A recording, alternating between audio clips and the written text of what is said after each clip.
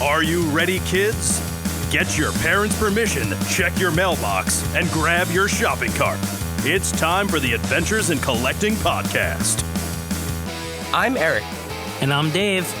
Welcome to Adventures in Collecting, where we talk toy news, culture, and hauls, along with our journeys as collectors. Hello, everybody, and welcome back to Adventures in Collecting Toys on Film. 2 minutes later. 2 minutes. Toys on film. I wish. One of these days we'll have the budget to get somebody to do a parody cover of that for us. One of these days. Dave, you're in an interesting location for this episode. Yeah, I'm in the back cave. I did some parkour off and gymnastics, some trapeze work off the 4th floor to get down here. Well, if you did that, you must have also done some laundry and dried your clothing in a very interesting manner before. Some martial arts laundry. So this is it's been a while since we've done Toys on Film. I think the last time we did this was Terrifier, maybe. I think that was the last one of these we did.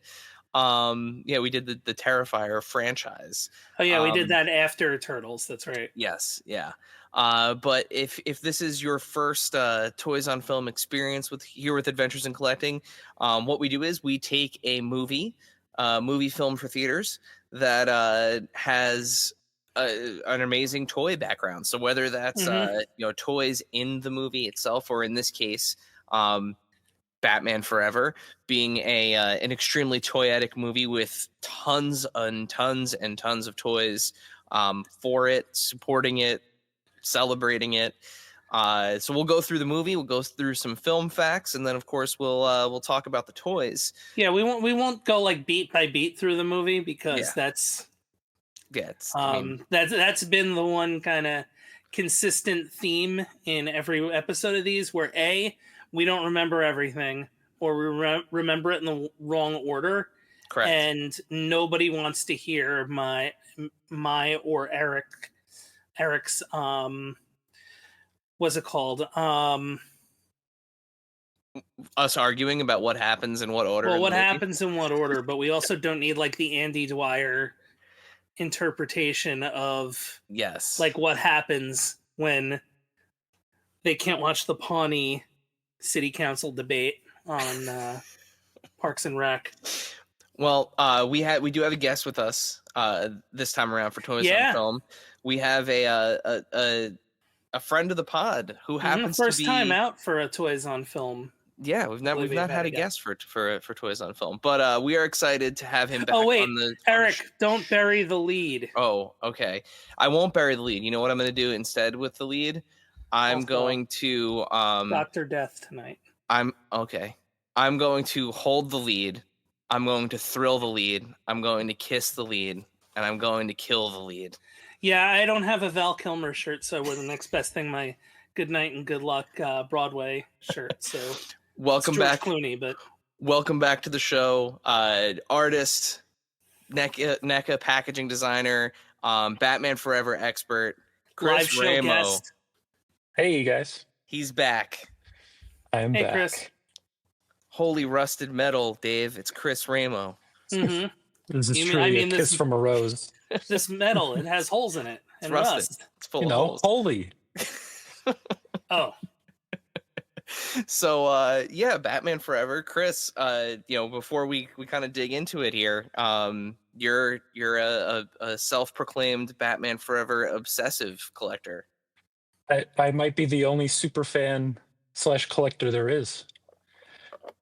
Or at least amongst my friends. A lot of them are like, how is that one of your favorite Batman? Like, it just hit me at the right time, at the right age. That's exactly where I am.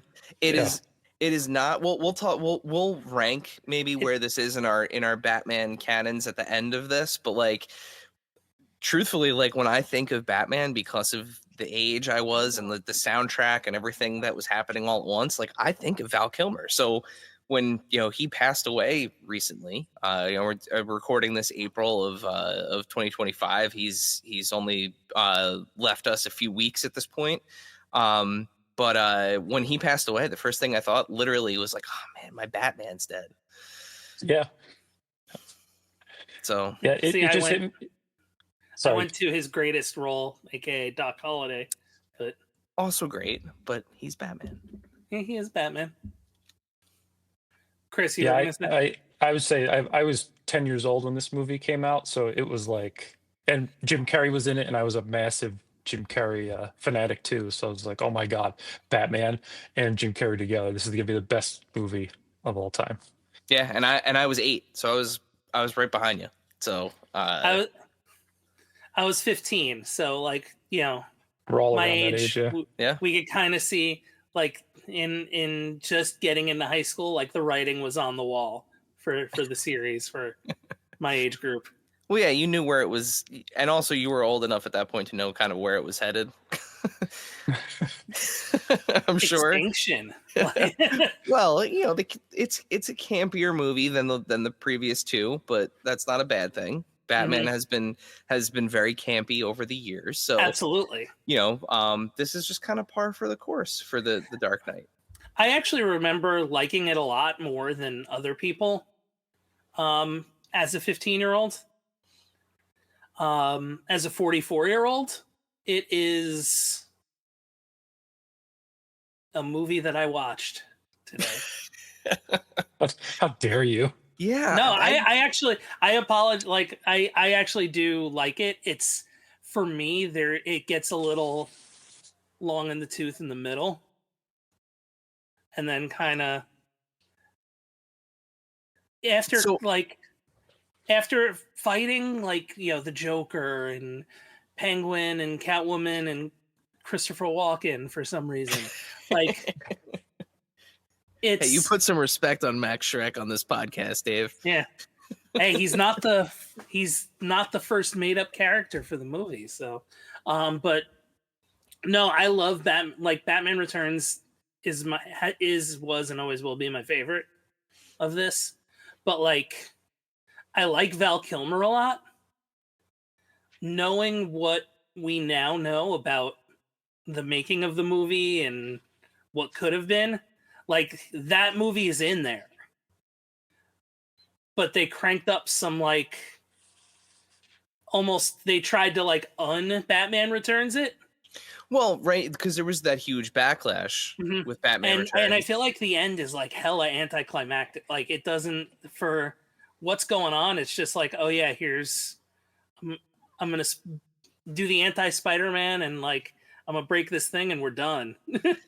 Well, I mean, to your point, right, there was a lot of backlash coming off of Batman Returns where it was very dark. It was a very, very, very dark movie that was marketed towards kids. I mean, as the sequel to Batman. And, you know, that was during a time when, you know, you had all of kind of like the anti-rock music movement was still kind of going on, parental advisory stickers, like all of that was very top of mind for a lot of people. So yeah, I think to a degree, and we got some really cool toys out of this movie. So yes. I mean, to a degree, I think they did probably level things out so that way it was a little more kid appropriate. But I remember liking it more, but I also think, like, I think the first act rules, and then, like, it starts to, like, once you hit the back end of Act 2 into Act 3, it's like, okay, it's a little, it's a little long. Okay. We've all got opinions. I know Chris and I will disagree with you vehemently as we're sitting here going, like, I could watch this right now. It gets better and better every time I watch it. So I don't know what you're talking about. I'm literally right there with you. This movie is a comfort meal for me. And it has been for a long time. Like, when I'm in a bad mood, or like I have a project that I know I'm going to be working on for a while and I want, like, something in the background, and that something is not Star Wars, it's Batman Forever. Like, I like it. It's fine though. I'm the person who was on here like a couple months ago going, "Oh, this movie's way better than I remember it being." And I remember Mark was like, "No, it's not." And I'm like, "Oh man, Mark was kind of right." No, Mark just shares your opinion. this is very subjective. So before I thought it was I remember enjoying it more than I did the last time I watched it. Okay. Did you see it when they re-released it in the theater? I did. I did too. I brought my son, who's a massive Batman fan, and he was almost 10, and that's when I saw the movie, and it was like this whole circle of life moment of like, I saw this movie when I was 10 in the theater. Now I'm taking him to see the movie, except we were the only two people in the theater this time, where in 1995 that place was like crazy. Slammed. Yeah.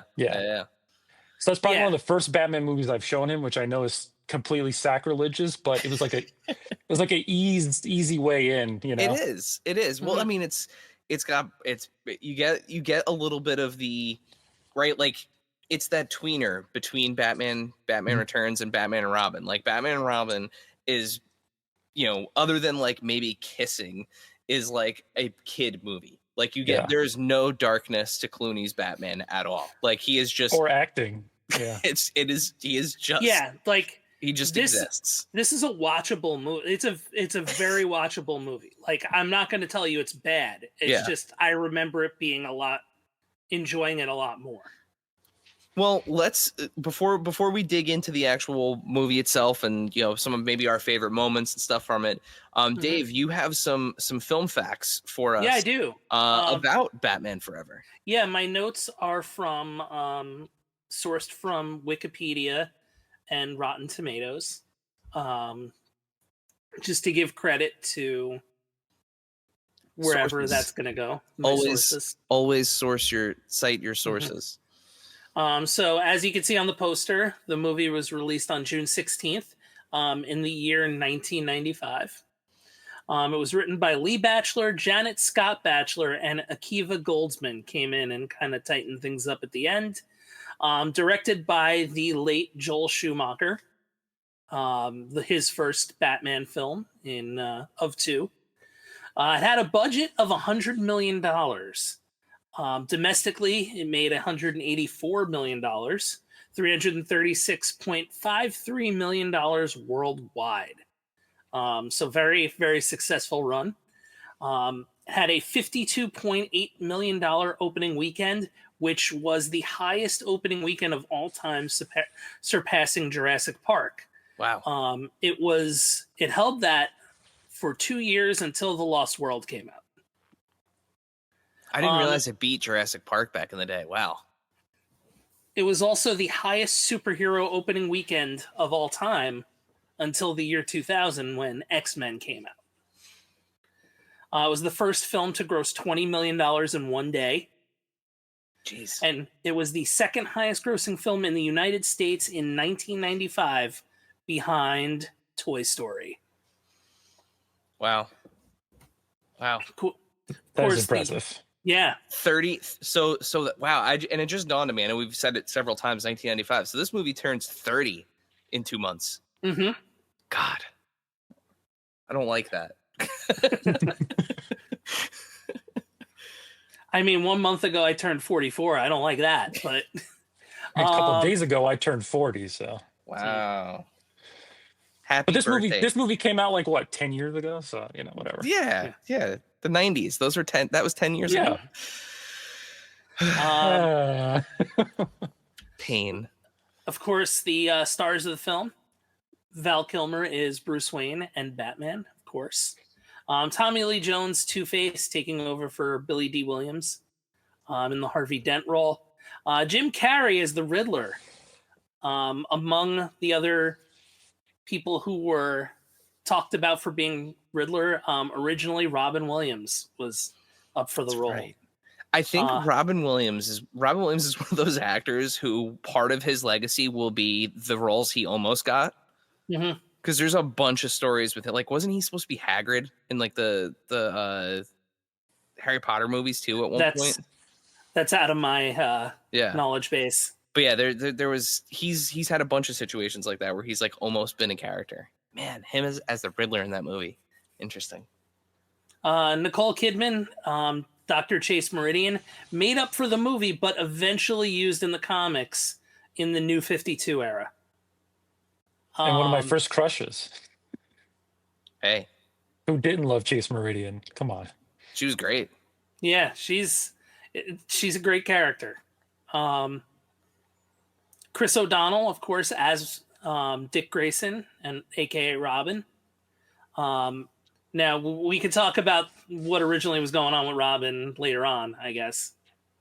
No, now's the time. So we talked about Tommy Lee Jones replacing Billy D. Williams as Harvey Dent. So when and this is just kind of common knowledge, when Tim Burton was going to make the third Batman movie originally, he gave them an idea that was kind of off the wall with Scarecrow and Riddler, I believe, were the villains, but like Harvey Dent was going to be involved. I think he wanted Harvey Dent back in Batman Returns, and Warner Brothers wanted the Penguin. Really wanted the Penguin. So they went the route they went. So the whole idea was the hope that getting Billy D. Williams back. But prior to that, Robin was originally supposed to be a mechanic that helped Batman repair the Batmobile after it was messed up in Batman Returns. And Robin was going to be played by Marlon Wayans, who had signed a 2-movie deal to do 2 and 3. Interesting. So he still gets paid for Batman Returns. That's wild. Like when Batman Returns airs or is screened or whatever the case may be, when they sell a DVD, when they sell a digital copy, Marlon Wayans still gets residuals. Wow. It's wild, right? I had no idea. And that's also why the figure from Batman Returns kind of looks like Marlon Wayans. It does, in that the here, I'm trying to find a picture of it. I can pull it up. They clearly changed the the skin color of Robin, but like the head is Marlon Wayans. Now that I'm looking at this thumbnail here, let me see if I can pull this up on screen. Yeah, when I had initially learned like that story about the making of the movie, I was like, yeah, like that's Marlon Wayans. 100% is Marlon Wayans.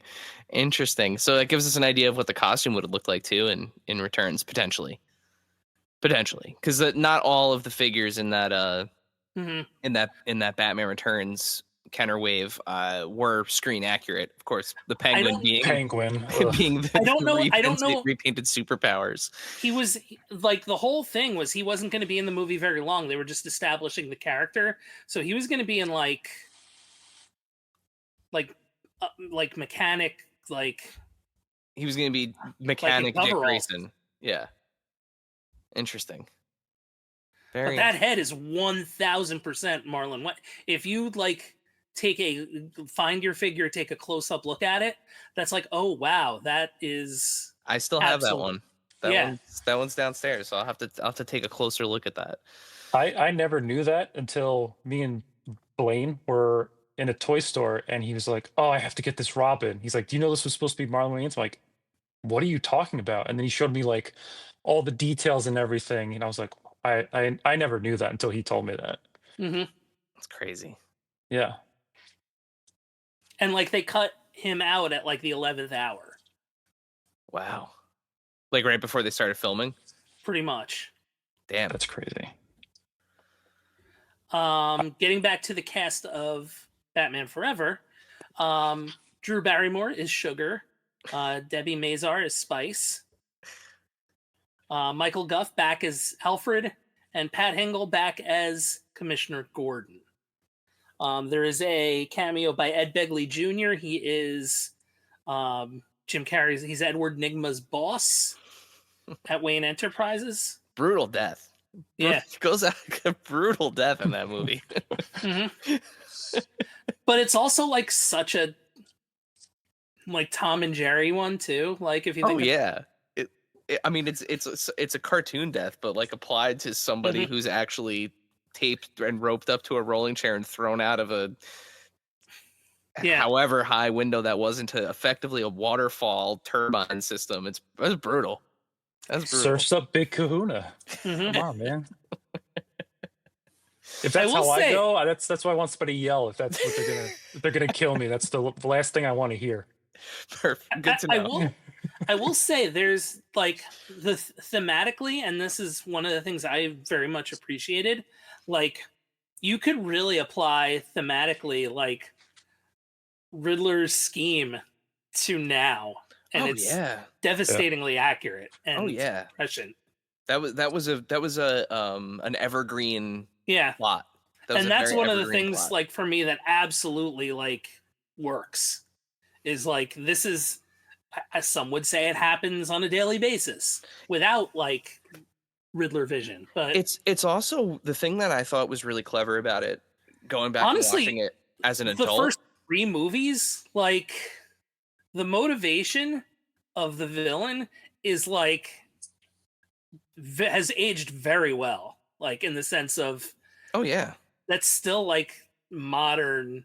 I mean, it's still modern stuff if you, without getting too kind of into the weeds and coloring the conversation one way, like it's Batman Returns is modern as hell, isn't it? With the exception of the version of the Riddler we got in the Arkham games. Yeah. I thought this was a really clever twist on the Riddler that made him more than just like a guy that tells riddles and like ties people up, and if you can't solve riddles, he hurts them. Like I didn't need him to be Hush like he was in the whatever that was. In the Batman. That was too dark. Yeah, like waste of a good character. You are as Dave, you just put it, you already have a character that is that character. You could have just used that one instead of making that one Riddler for some reason. But yeah, no, like this was a cool balance of like making him a little bit like more like science-y, which was also like a thing of the time, you know, like but still having like maniacal. Having like a 90s villain that was like tied in with technology and stuff like that. Like that was like very much so a thing of the time that ended up becoming an evergreen thing. But he still got some of those riddles thrown in, and of course all the letters he was sending to Bruce, which I thought were brilliant, still are brilliant. Yeah, that was cool. It is a very 66 like solution, but Yep. Film was nominated for 3 Oscars. Best cinematography, best sound, and best sound effects editing. It did not win a single one. What a shame. So now there's, I mean, I feel like sound and sound effects editing for sure. You also don't have I feel like the score is not as strong with it not being Elfman. So the score might not be as strong. I don't want to jump ahead to the soundtrack if you still have more film facts, Dave. I still have 2 more, but let's talk music for a second, because while the score, you know, that outside of like the main theme that I'm sure is playing in all of our heads right now, like not the 89 theme, the like dun, dun, dun, dun, dun, the new the new Batman theme, basically. That theme is great. Elliot Goldenthal, by the way, did the score. I thought I wrote that down and I did not. This soundtrack rips. It does. Soundtrack rips. It rips. It has one of my favorite covers of it of all time on it. What? Smash It Up? Smash It Up, which is the Offspring covering The Damned. I absolutely love that cover. And then your 2 like big pop hits off of this were U2's Hold Me, Thrill Me, Kiss Me, Kill Me.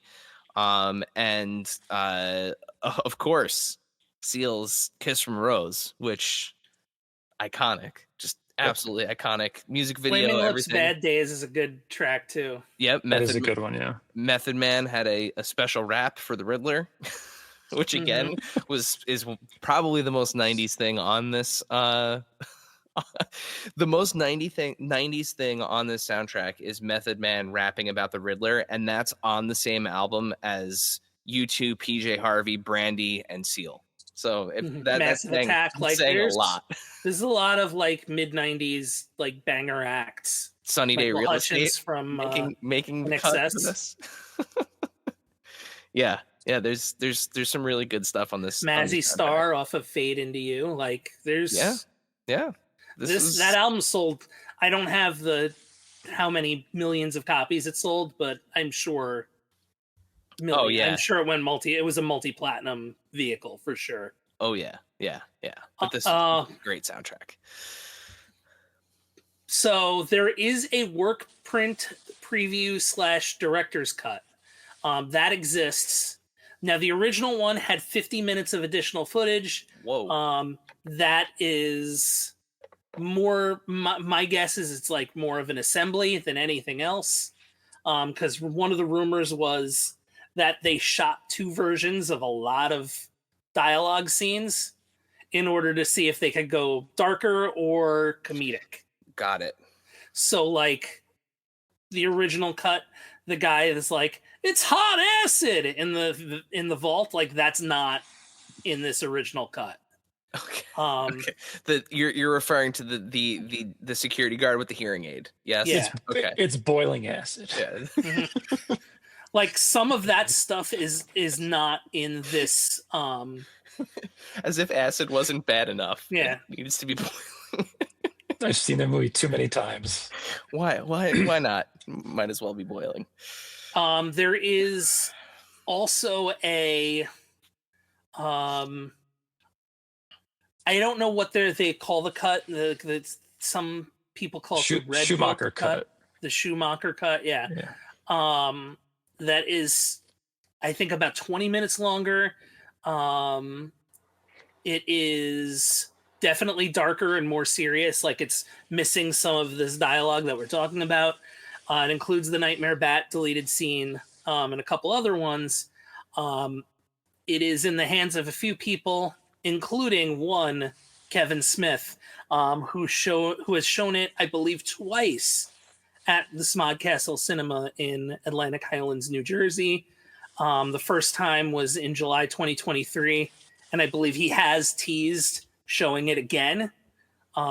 He's just trying to kind of figure that out, what that looks like. But the anniversary, has to be for the anniversary. That would be amazing. That would be amazing, and I would go immediately. I think all of us would be there. Yeah, it's literally down the highway from me, so I would definitely go. I'll be there in a couple weeks for Dogma. So, but yeah, it's really interesting. I absolutely would love to see that. Supposedly it does kind of, depending on how you feel, like there are people that'll say like it makes the movie better. There are people that'll say it's just like they like the original better. I would like to see it to kind of make my own judgment on it, but I would 100% pay good money to see that. Same. Ditto. Same. Yeah. Rotten Tomatoes, it is a 39%. That would make it rotten on 71 critical reviews. The popcorn meter, which is the user reviews, 33%. Wow.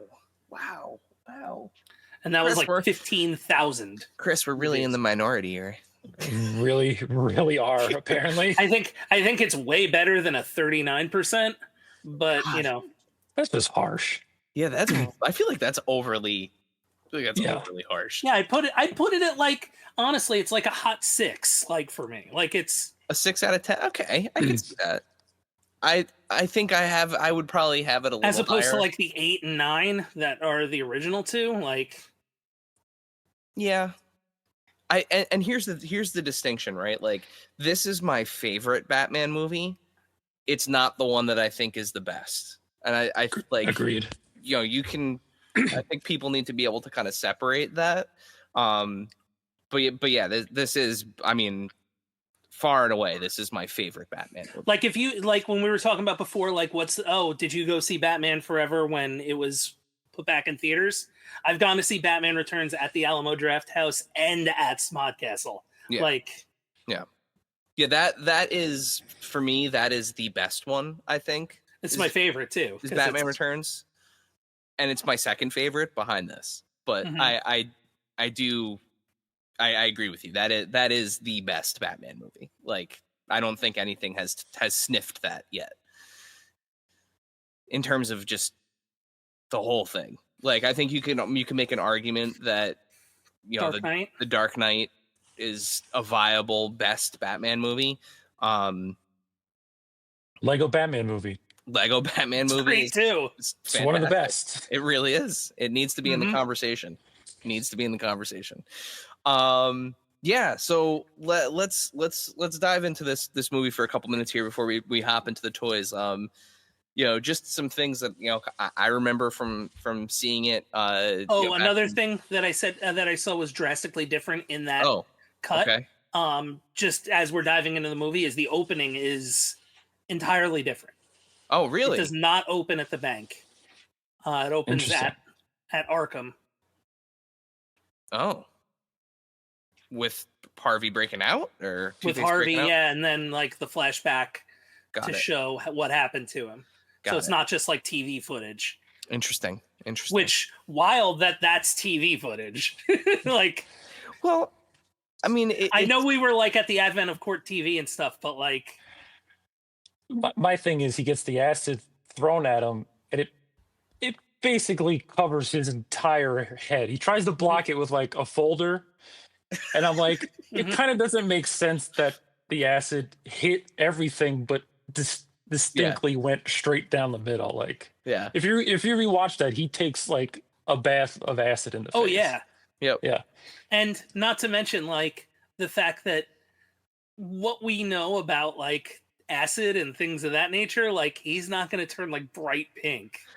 I mean, forget that. The craziest part about that scene is just the idea of Batman sitting in a courtroom. In a courtroom. Like he's sitting next to somebody. Like just leaps out. Court. Like nobody has a problem with that. It's just, this Batman's here. Yeah. Why not? Yeah, we've already like we're long past where like the distrust for Batman is gone, and now he's just like effectively a bailiff as well. Like Yeah, he's the courtroom muscle. Well, you never know who's going to throw a cup of acid. I bet he looked at Gordon afterwards and was like, "See, this is why I gotta be here. This is why we have acid-proof holders." Yeah, I know. He should have been there earlier. He was running late. And now, a word from our sponsors.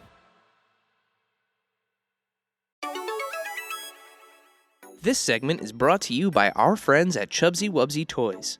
A traditional mom-and-pop toy store in Little Falls, New Jersey, Chubsy Wubsy Toys brings you the best new toys from the brands you love without the hassle of pounding the pavement searching for them at larger retail stores.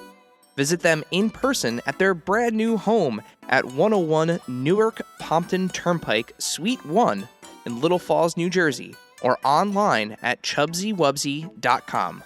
That's CHUBZYWUBZZY.com.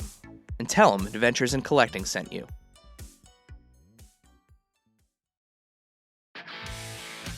If you're a lineman in charge of keeping the lights on, Grainger understands that you go to great lengths, and sometimes heights, to ensure the power is always flowing. Which is why you can count on Grainger for professional-grade products and next-day delivery, so you have everything you need to get the job done. Call 1-800-GRAINGER, click Grainger.com, or just stop by. Grainger, for the ones who get it done. And now, back to the show.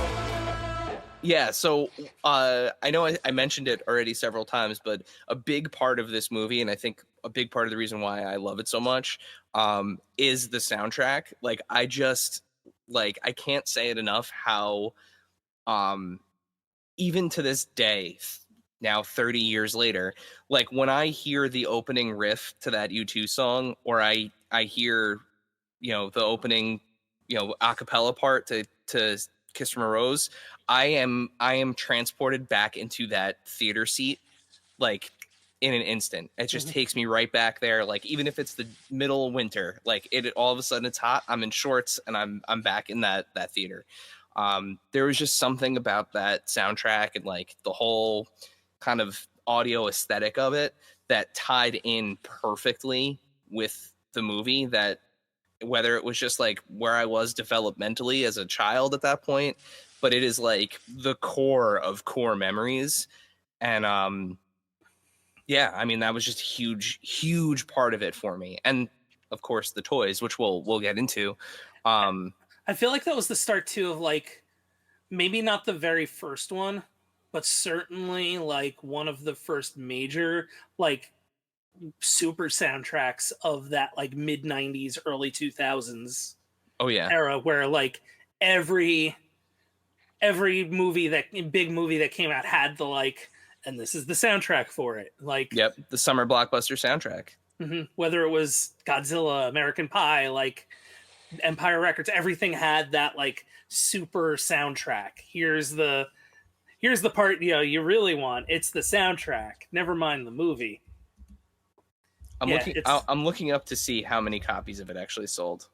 It's got to be billions. I'm guessing in almost trillions, 10 million, if not more. Let's see. According to Google, the Batman Forever soundtrack sold 2 million copies in the United States and was certified double platinum. Okay. So that was also at the time too, when anything with a hit song on it was like automatic platinum. Yeah, it was just a question of how many times over. That's still a lot. Now nobody sells 1 million copies. Like Taylor Swift, that's it. Yeah, and only 5 songs from the soundtrack were featured in the movie. So Smash It Up. Bad Days. Yeah, Bad Days. The Brandy song pops in for like a hot minute, I think. Yep. And then U2 ends the movie for the credits. And Seal as well. Yep. Both of them played. Yeah. And while the film did not win a Academy Award, Kiss from a Rose won 3 Grammys in '96, including Best Male Pop Vocal, Record of the Year, and Song of the Year. So, yeah, and that was due to its placement on this soundtrack. Mm-hmm. You're welcome, Seal. Yeah, that was like Seal's biggest hit since Crazy.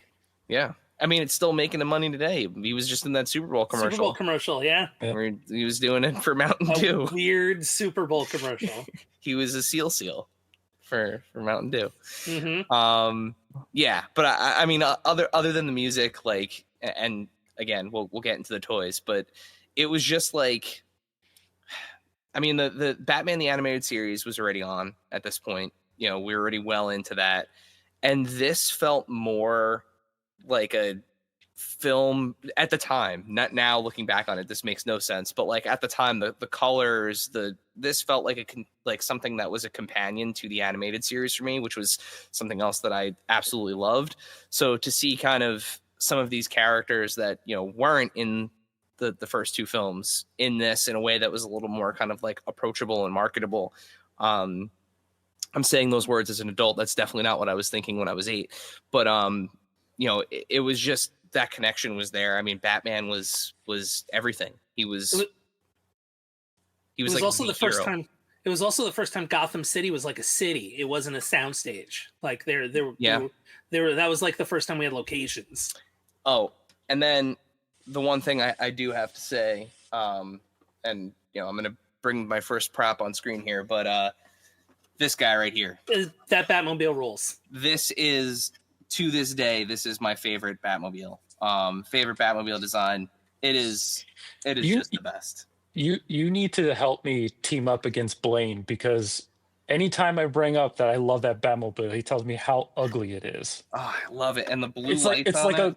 a rolling, glowing skeleton. Like it's it feels like it's like a rib cage. Yeah, I love it. Yeah.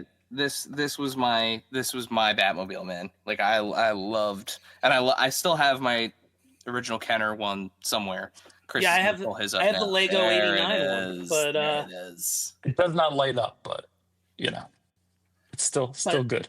It's a great Batmobile. Like it looks like that's when you could tell, like, okay, we're making toys here. Like that's this thing, and this, by the way, is the McFarlane one, and it is it's enormous. Mm-hmm. Mine's way up there. But yeah, I adore this Batmobile. It was such a unique design. The Batmobile had never looked like anything like this. All the vehicles, the Batwing was redesigned. The Batboat. Yeah. Yep. Great, like overall look and design of everything in this. Okay, it's beautiful. So good. Mm-hmm. This thing is I didn't have this as a kid, and Blaine, again, I have to mention him again, was at a toy show. Like, somebody has it complete for $40. I'm like, buy it as fast as you can and bring it to me. Like, I need this. And I usually have this hanging above my desk, flying over, protecting me. It's so good. Good. Yeah, I loved the overall just kind of aesthetic of it. The vehicle design is, it's a good looking movie. Like, absolutely is a good looking movie. Yeah. That whole scene too, when they're playing, like, it does Battleship. That line. Yeah, and they're playing Battleship, and it's ridiculous, but at the same time it feels so Batman like. It feels very 66. Yeah. The two of them, like, literally borderline twisting their mustaches playing, playing Battleship. And that was another thing too. Like, I watched the crap out of those 66 reruns. Oh yeah. On what channel? I think it was on like UPN. No, I think it was a PIX, wasn't it? PIX, yeah, Channel 11. Yeah, we used to watch those reruns all the time. So, like, seeing the characters act like that I didn't bat an eye at it.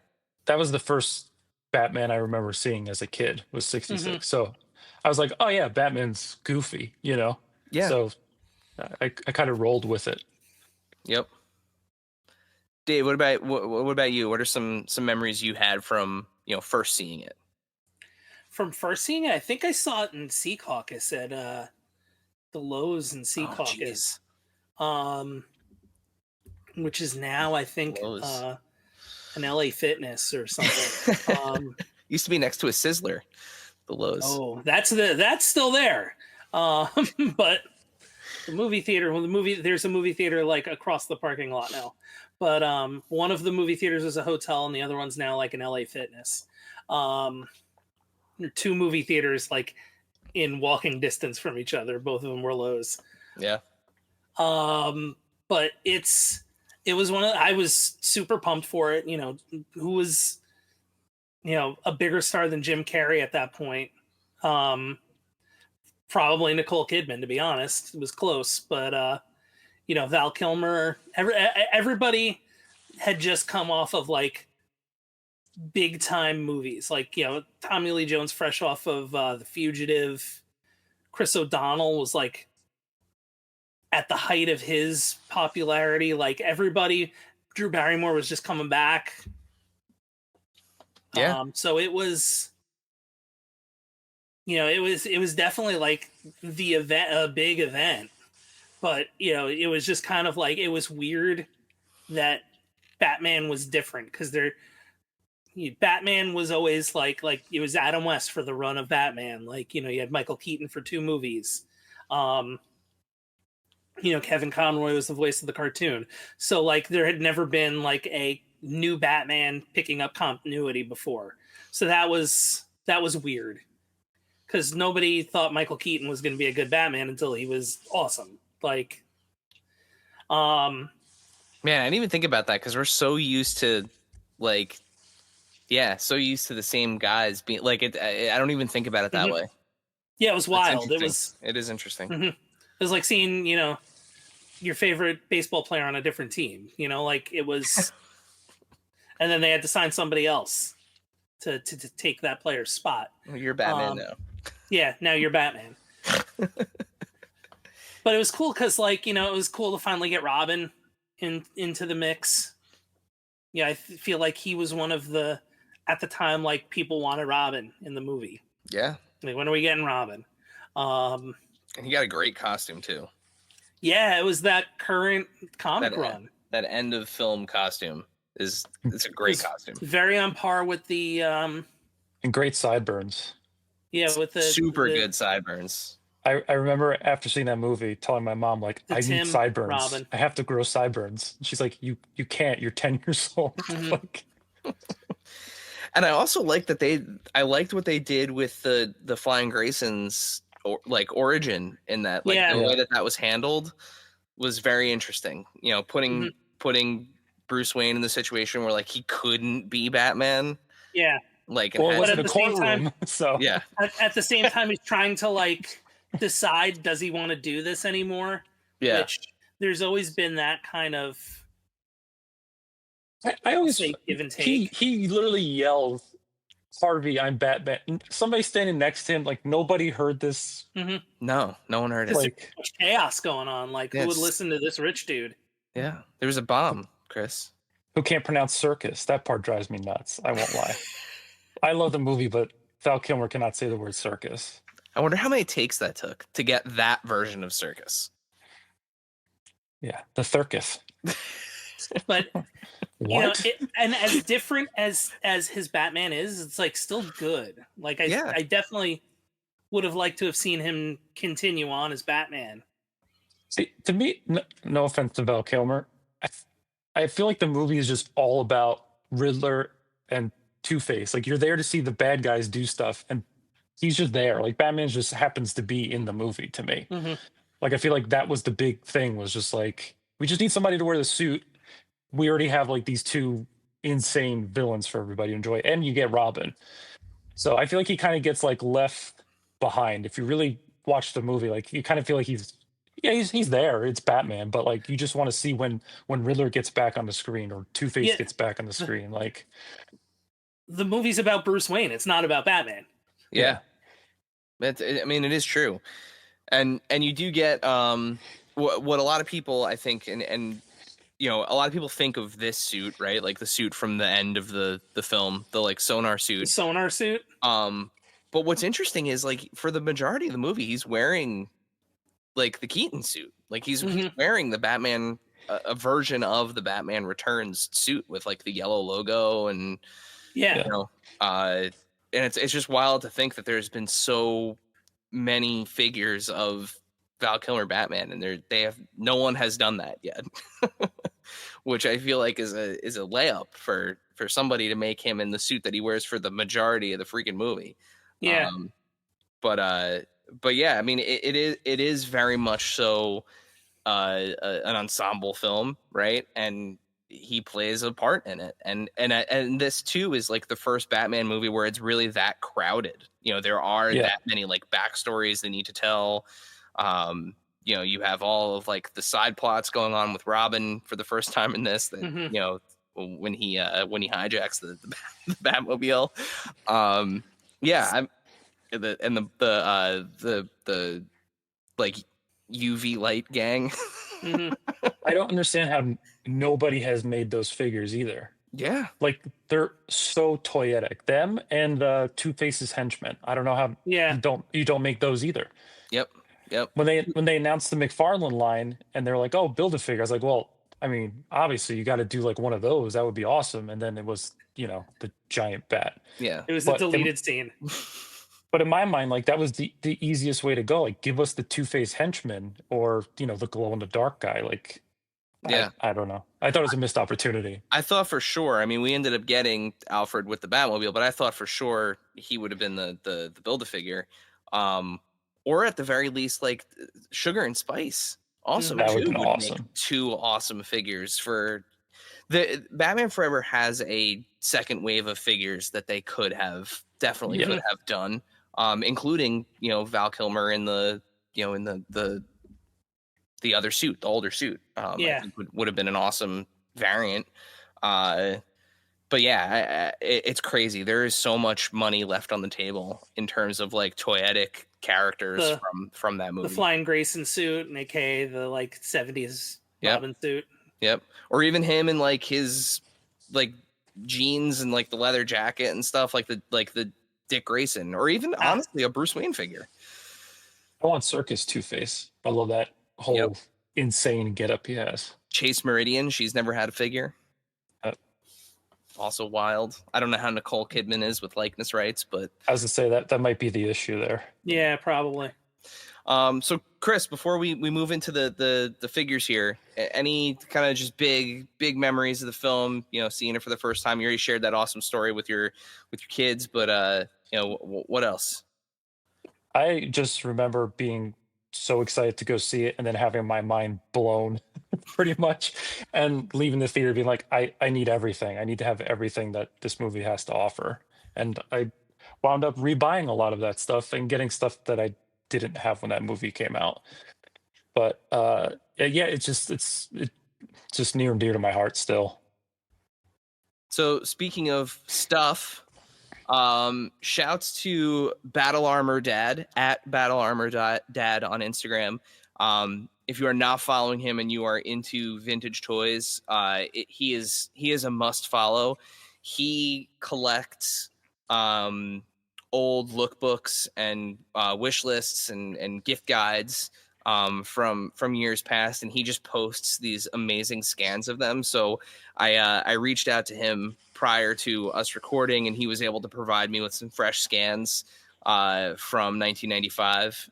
Is this from the booklet that was in like every Kenner figure? Yes, this is the little Kenner, like Nintendo Kenner instruction catalog. booklet. Yep, the little That's Kenner awesome. catalog. So yeah, so as you can see, extremely toyetic. The Batman here in the center, the Blast Cape Batman, this was the closest we've ever gotten to Val Kilmer in just the regular black suit with the yellow logo, but he had some sweet red accents. This was wave 1, so the original Riddler that was offered was the version that you see here with the crazy backpack and the TV screen strapped to his chest, and then and Two-Face. Oddly enough, Two-Face, the gun was molded in, so never had to worry about losing that. It came with the coin though, and that was the coolest thing ever.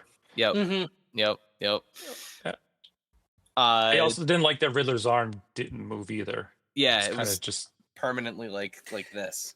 It's better. I'd rather, if you're gonna have him like have a thing, it's better the gun than this old Toy Biz one that had like the coin that was bigger than his head. Oh yeah, like it was like a dinner plate. Yeah, it was like he was like had a platter, and then you turned the thing and it spun. Yeah, I remember that. Then we have some vehicles and accessories and some role play items. Chris just showed us this amazing Batmobile, and if you are a longtime listener of the show, our first ever Christmas episode when we talked about our favorite things we ever received for Christmas, this was it for me. Mm-hmm. This thing truly enormous. I mean, you saw Chris holding the Batmobile before. It just fit on one of these platforms. There was a zip line. There was like this thing in the center that it was like a trap that would like crush you. There was an elevator where you could put your Bruce Wayne figure in the bottom and pull up the elevator, and when you pulled it up, it revealed like a Batman at the top of it, so he would change on his way up. Awesome. Yeah, this thing was great. Yeah, that was the part that's on the up by the stairs on the third platform. Yep, up here. It looks like the thing in the middle, like the thing. Is that supposed to be like when Two-Face falls at the end? Kind of. Like it's weird that it's kind of in the Bat Cave, but it looks like the spikes that fall.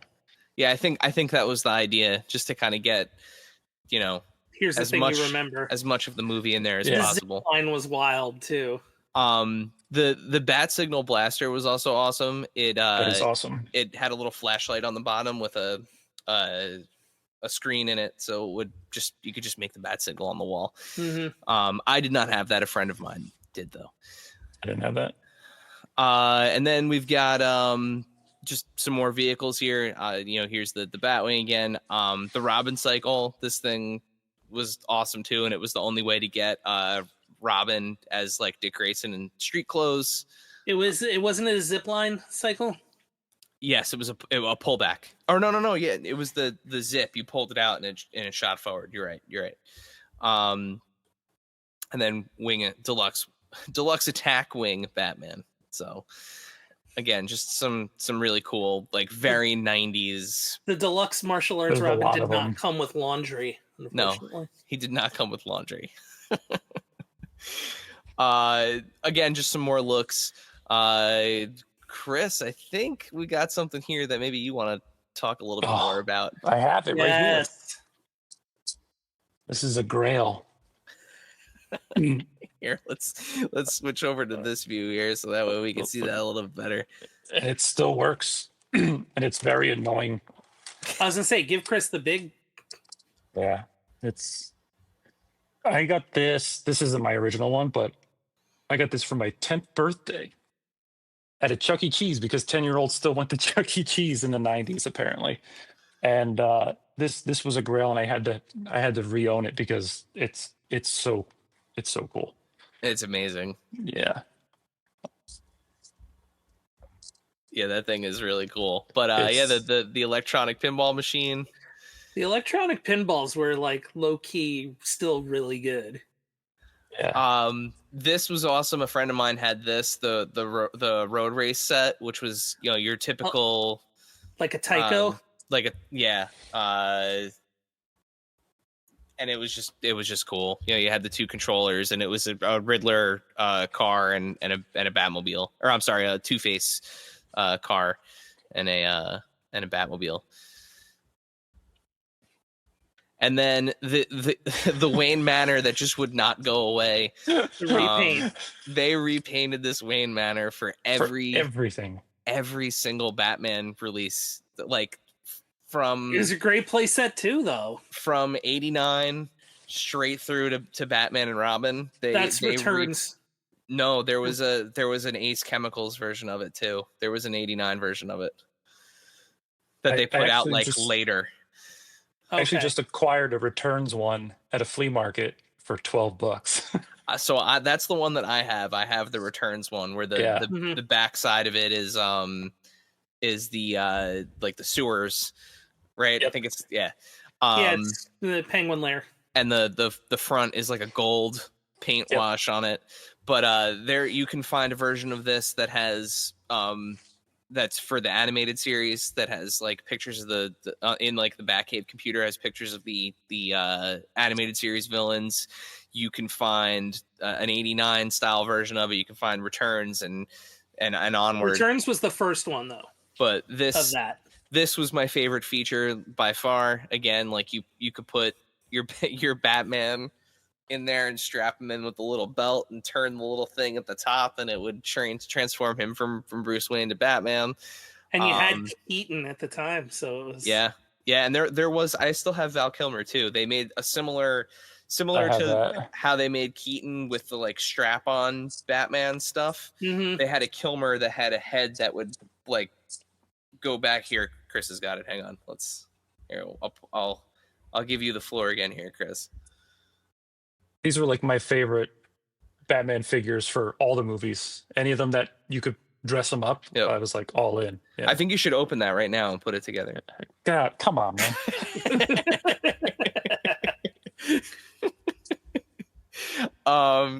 So you know, if you had that Batman or that Bruce Wayne, you could put him in the cave. And then there were some really cool 2-packs that were issued that great Robin. That were more screen accurate. So amazing. The Guardians of Gotham City. This was the one that you had to have because this gave you the suits from the end of the movie. Most movie accurate, yeah. Yep. Yeah. The figures. There was no Batman that was one color. Basically. Nope. And there were no gimmicks with these. They didn't have the like old like the like C-ring style capes. They were rubber capes. They didn't have the laser dildo. You don't remember that from the movie? No, I don't remember that. Here, wait. Let's get a closer look at that. Look at that.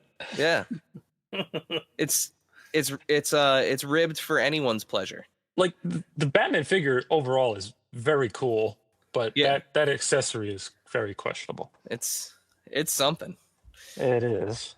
And then you also had this 2-pack. So you had the Riddler and Two-Face, which was the only way to get the Riddler without like stuff on him. Yep. It was the only way to get this version of the Riddler. And then this version of Two-Face is actually still pretty cool. Not necessarily screen accurate. To me, it's kind of circusy. Like if you look at his suit, it kind of has the circus scene kind of vibe to it. Yeah. But again, same same Two-Face. This is actually, I don't know what has happened to my black and black and red Two-Face. This is the only one that I still have left, but I still have this two-pack. That's a great Riddler too. And then you can find that Two-Face at any toy show for like $10. Perfect. Yeah, keep that in mind. That's a must-have. And then the WB store exclusive 2-pack, not screen accurate, not at all. The only way to get this version of the Riddler, which is supposed to be kind of like the end of the film Riddler, where he's actually in white. This one? Yes. So that's the only way to get the white one. Here, yeah. With this, and that's a repaint of that. Yes. Yeah. And that was the talking Riddler, right? If I remember correctly. Yeah, he no longer talks. But I do not have that pack. I would love to have it. But in a random toy bin, I did find the Batman without his cape. With the blue wash on it, right? He's got like a yep. Mm-hmm. So he sits on the Batwing. Nice. Yeah. But yeah, so you had this variant of the final suit Riddler. And then that takes us through 1996, 1985, 1996. I like that he's got on like yellow Air Force Ones. I didn't even notice that. I'm trying to get to the next one here. Let's say hello. Let's go. And then the other thing that everyone always talks about with this were the McDonald's tie-in mugs, which of course, the Tiki Master down there has got. Funny story. My wife got me this for Christmas, and I opened the package, and there was 2 of each of them, and I was like, "Oh, you got 2 sets." She's like, "One's for when guests come over, and the other one's for your collection." So, my wife rules. She does rule. She does in fact rule. Yeah, and they are awesome. Yeah. They were 99 cents each. They are not now. I can tell you that. With purchase. That was when giveaways were like legit, though. We had it good. We really did have it good. Yeah, these kids these days, they'll never know. And then it would be a while until we would get the only like major release of Batman in that suit. Like I was saying, we've only gotten it once, and it was in the that's not great. It was in the signature collection of the DC multiverse towards the end. Towards the end might of be why, Mattel's run with that. That's not awesome. I mean, for the time, he had kind of that Marvel Legends-esque articulation. He didn't have just like the regular kickers. He had ball jointed hips and stuff, but yeah, the likeness was not there. It was very soft likeness. He did have swappable hands, which was fun. Cloth cape, but yeah, it would then be a few more years until we would get some new Batman Forever figures, and we got a whole Build-A-Figure wave. And I've kind of been showing some of them off as we've been talking, but I like these a lot. Yeah, so we get the Nightmare Bat as the Build-A-Figure, and then I'll just real quick take everyone quick look at these in hand. So we've got Val Kilmer there. Great figure. Really, really good likeness on this.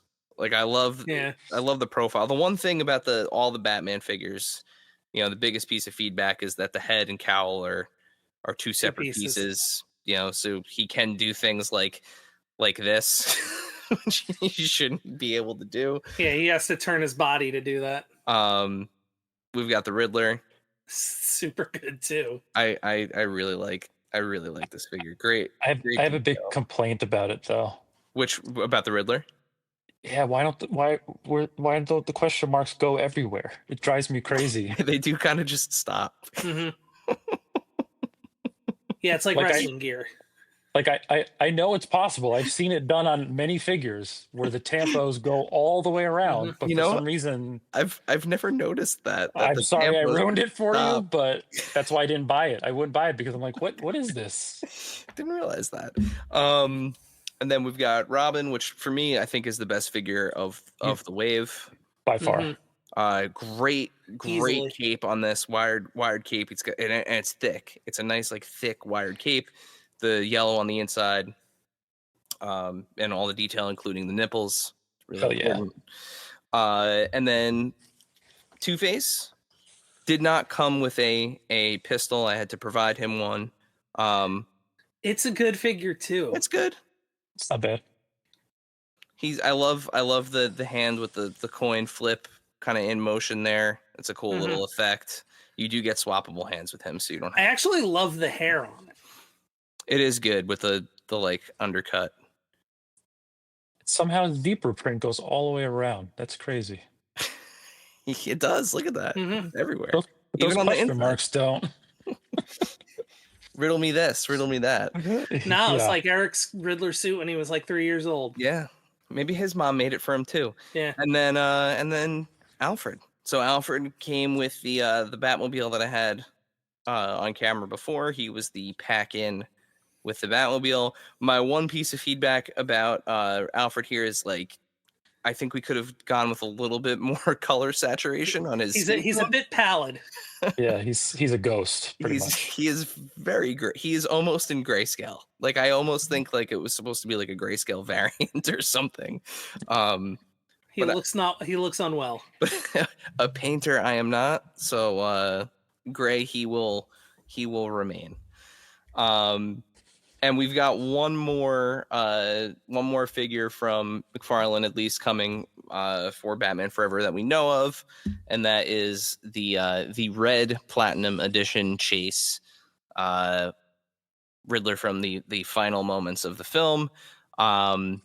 He is in the same wave as the Batman versus Superman Dawn of Justice Alfred. So is Jeremy Irons. Yeah, so Jeremy Irons and there's one other those figure. Those question marks look like they span look the entirety of them. Chris, look at that. They're on the inside. They've probably got my letters. Letters, multiple. Dear Todd, how dare you? I like that. And he's got the right cane from the end of the movie, the one with the switch on it. Yeah, a little button.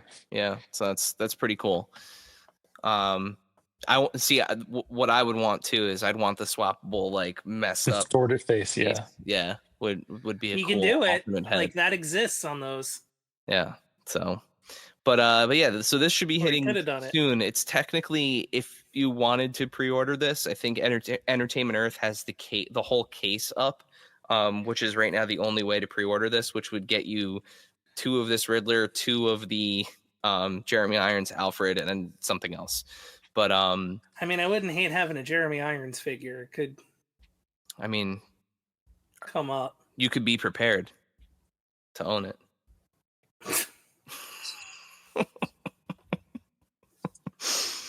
I'll be here all week.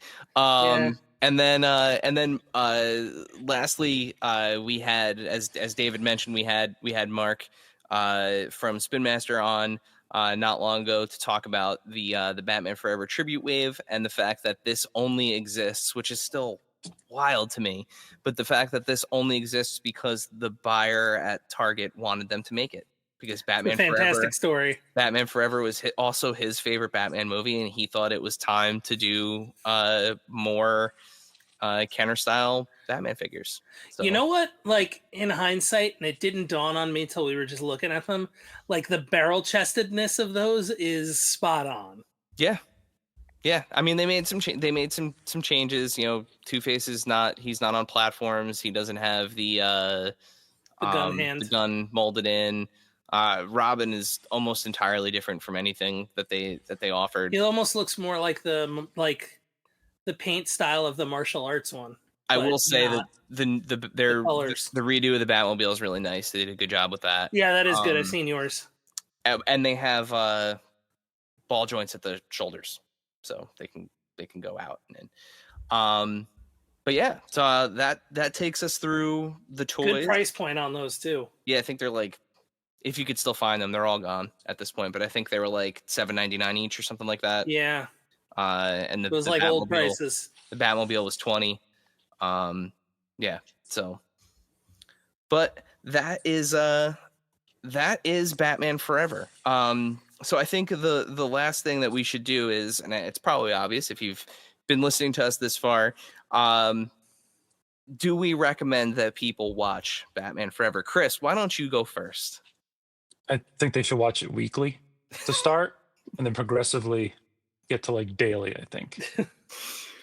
I'm also going to suggest that you watch Batman Forever, and but most importantly, my message is, you watch it with an open mind. So just have fun. Watch it. It's fun. That's all that matters. Have fun. Don't overanalyze it. It's a silly movie and it's fun. And yeah. So Dave, should everyone watch Batman Forever? Yeah, of course. I think everybody should watch all 4 of them. I might skip Batman and Robin, I won't lie. I gotta really be in the mood to watch that. I can't sit through that movie. I can't do it. It's not good, but like, should you watch it at least once? So I will say this. I put my darling wife through a lot of things that she does not enjoy. Like she watches things that she will sit through things that she finds torturous. Her favorite Batman movie is Batman and Robin. Mm-hmm. So I have watched that movie a lot over the years that we've been together. How do the kids feel about that one? I mean, they're still like, their ages. It's Batman. It's funny. They laugh at Bane.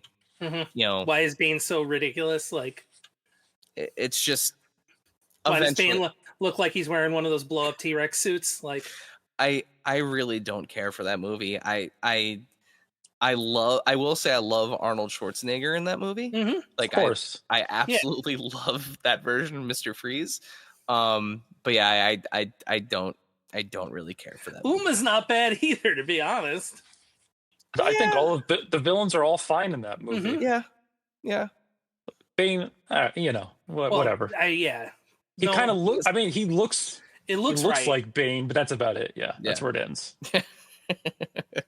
Yeah. What a wasted opportunity with that character. I mean, he's green for some reason, but yeah.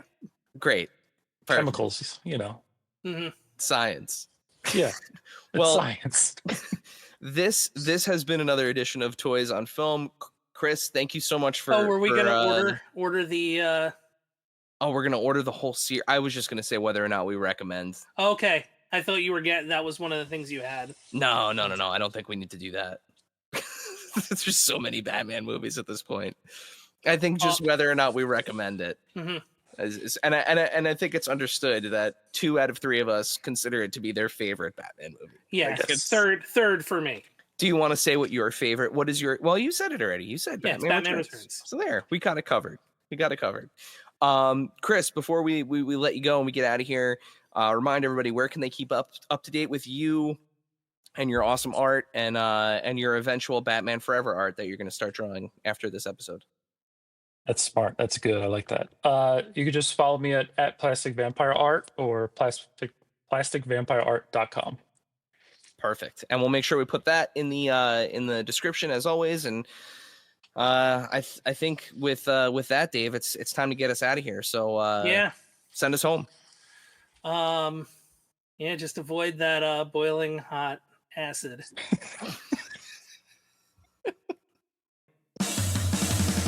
Thank you, dear listener, for hanging out with us today. Subscribe, rate, and review us wherever you listen, and then tell your friends to do it.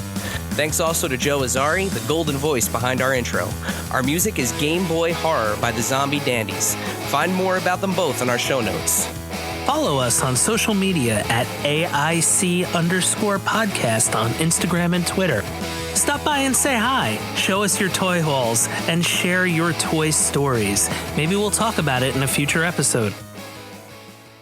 Don't try this at home. Void where prohibited and some assembly required. Each sold separately, not a flying toy. Consult a physician if your toy run exceeds more than 4 hours.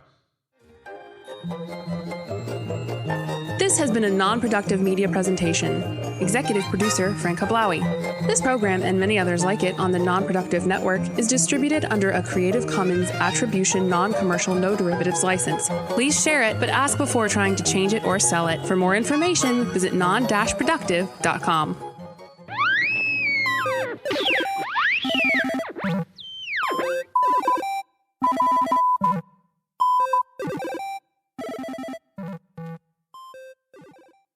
If you work as a manufacturing facilities engineer, installing a new piece of equipment can be as complex as the machinery itself. From prep work to alignment and testing, it's your team's job to put it all together. That's why it's good to have Grainger on your side. With industrial-grade products and next-day delivery, Grainger helps ensure you have everything you need close at hand through every step of the installation. Call 1-800-GRAINGER, click Grainger.com, or just stop by. Grainger, for the ones who get it done. If you're a lineman in charge of keeping the lights on, Grainger understands that you go to great lengths and sometimes heights to ensure the power is always flowing, which is why you can count on Grainger for professional-grade products and next-day delivery, so you have everything you need to get the job done. Call 1-800-GRAINGER, click Grainger.com, or just stop by. Grainger, for the ones who get it done.